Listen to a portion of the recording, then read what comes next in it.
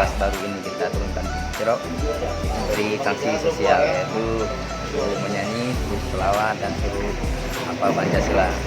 Sedangkan apabila selanjutnya kita turun bersama kejaksaan, akan kita implementasi Pergub Bupati nomor 30, yaitu tentang sanksi apabila perorangan tidak menggunakan masker akan kita denda 50.000. Juga pemilik usaha juga kita sudah tegur tadi, suruh menempelkan di depan itu peringatan untuk protokol kesehatan. Apabila pemilik usaha tidak mengindahkan itu, akan dikenakan sanksi juga itu sebesar 100.000, dan selanjutnya apabila tidak mengindahkan akan